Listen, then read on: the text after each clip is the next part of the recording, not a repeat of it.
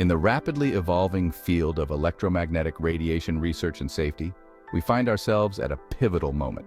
The potential to innovate and create safer technologies is immense, but it is being hindered by outdated views and a lack of recognition of the dangers posed by non-thermal exposures to electromagnetic fields. This is not just a scientific issue, it is a deeply personal mission rooted in the most profound loss a parent can experience. The loss of my daughter, Angel Lee Coates, to a neural tube defect was the catalyst for my lifelong work in EMR safety.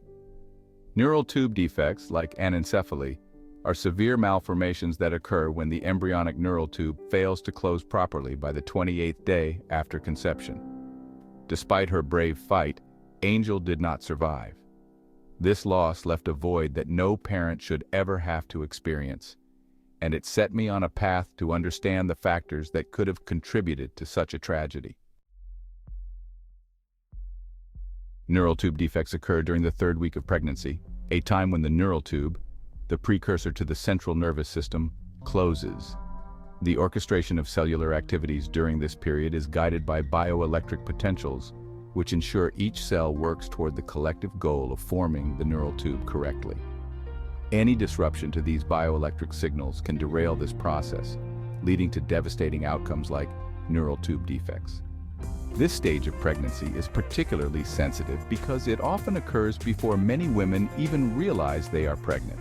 The responsibility of keeping this process on track is immense, and it is largely driven by the electrical and chemical environments that surround the developing embryo. Bioelectric potentials are crucial in guiding developmental processes. These potentials help orchestrate the complex choreography of cells as they divide, differentiate, and organize into the tissues and organs that form a new being. During the 3rd week of pregnancy, when the neural tube is closing, these bioelectric signals must be precise and uninterrupted. However, environmental factors such as exposure to electromagnetic fields can disrupt these delicate processes.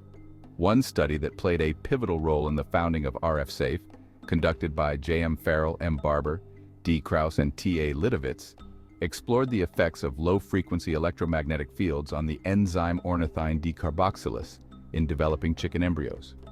The study found that exposure to weak magnetic fields significantly altered ornithine decarboxylase activity, which is critical during early development stages.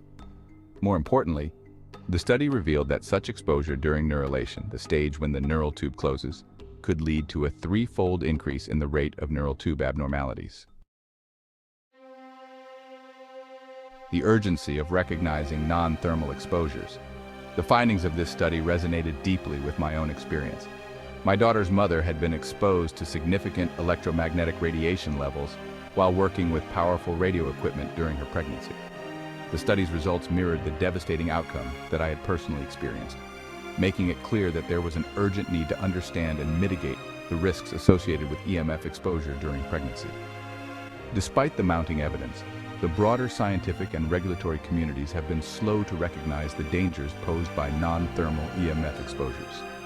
This reluctance to acknowledge the risks is not only hindering the development of safer technologies, but also putting countless lives at risk. We cannot make the breakthroughs needed to protect future generations until we comprehend the full spectrum of risks associated with EMF exposure, beyond just the thermal effects. Restoring NTP funding for critical health research. The National Toxicology Program has been at the forefront of researching the health impacts of electromagnetic radiation. Their studies have provided clear evidence of cancer risks associated with high levels of RF radiation in rats. These findings are crucial, showing that long-term exposure to RF radiation can lead to cancer. Despite these significant findings, the current administration has discontinued further studies due to funding constraints. Restoring funding to the NTP is essential for continuing this critical research. Understanding the long-term health effects of RF radiation is vital for public health and for advancing bioelectric medicine, a field that holds the promise of groundbreaking treatments and a new era in healthcare. By prioritizing this research, we can ensure that our scientific understanding keeps pace with technological advancements, ultimately leading to better health outcomes for all Americans. Updating FCC safety guidelines. The FCC's safety guidelines for RF radiation, established in 1996, have not been updated to reflect recent scientific findings. A recent court ruling highlighted that the FCC had failed to adequately address the health effects of RF radiation beyond cancer, including potential impacts on reproductive health, neurological function, and children's health.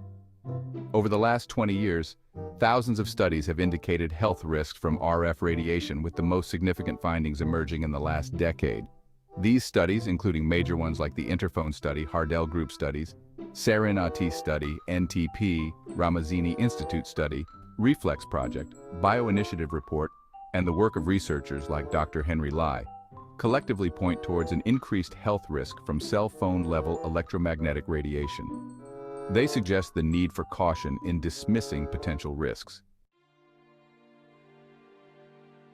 Non-thermal effects. Recent advancements in RF radiation research show biological interactions beyond thermal effects. For example, the FDA-approved Therapeutic treatment employs RF radiation at power levels up to 1,000 times lower than those emitted by cell phones, effectively treating inoperable liver cancer through non-thermal interactions at the cellular or molecular level. This includes resonance effects, disruption of cellular signaling, and potential modulation of the immune system. This challenges the traditional view that non-ionizing cell phone radiation is biologically inert, except for its heating properties. Therapeutic potential. Existing literature points toward a yet untapped therapeutic potential of RF EMF treatment, which might aid in damaging cancer cells through bioelectrical and electromechanical molecular mechanisms, while minimizing adverse effects on healthy tissue cells. A call to action: protecting life, liberty, and the pursuit of happiness. The journey of RF Safe is not just about advancing technology. It is about fostering a safer world where progress does not come at the cost of health and well-being. The loss of my daughter, occurring at a developmental stage governed by bioelectric potentials, underscores the urgent need for awareness and action against the potential risks of EMF exposure. Restoring NTP funding and updating FCC guidelines are not just bureaucratic tasks. They are essential actions to protect life, liberty, and the pursuit of happiness. These efforts are crucial to getting our world back on track and protecting public health, and ensuring that technological advancements do not compromise the well-being of future generations.